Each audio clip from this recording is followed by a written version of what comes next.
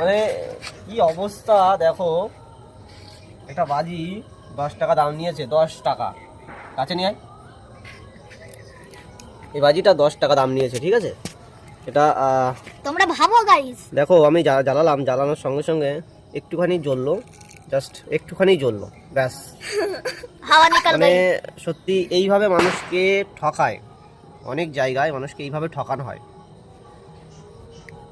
দোকানদার বিক্রি করছে বাজিগুলো 10 টাকা করে দাম, মানুষকে এইভাবে ঠকানো মানে ঠিক না।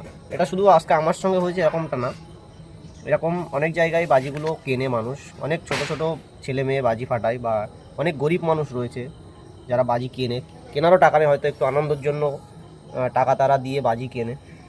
10 টাকাও তাদের কাছে অনেক। একটা বাজি 10 টাকা দিয়ে কিনে যদি এরকমভাবে ড্যাম পড়া বাজি বিক্রি করে, তাহলে জাস্ট কিছু বলার নেই। তোমরা কি বলবে বলো? কিচ্ছু বলার নেই। এখন এটাকে ফেলে দিতে হবে। 10 টাকা দেখলে তোমরা সামনেই।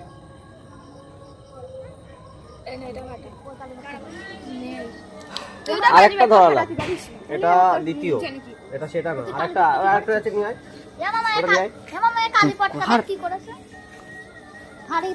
মানে ওটা তো গেল, এই যে প্রথমটা এটা, ঠিক আছে?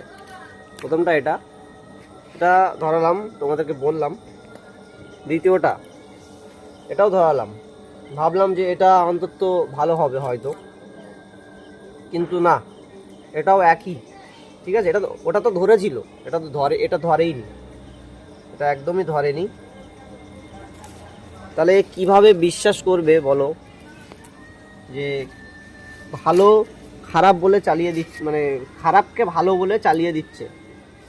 এটাই হয়েই আসে, এটাই হয় আর কি, সব জায়গাতেই হচ্ছে গিয়ে এমন 2 নম্বরই। এর ভিতরে কি আছে, বারুদ আছে কিনা, কি এটা কবের কতদিন আগের সেটাও বুঝতে পারছি না, কিছুই বুঝতে পারছি না, জাস্ট টাকাটাই চলে গেল। যাই হোক, কিছু বলার নেই। তো এরপর কিনলে একটু সাবধানে কিনবে। আর সমস্ত দোকানদাররা যদি কেউ এই ভিডিও দেখে, তাদেরকে বলতে চাই যে এমনভাবে ঠকাবেন না কাউকে।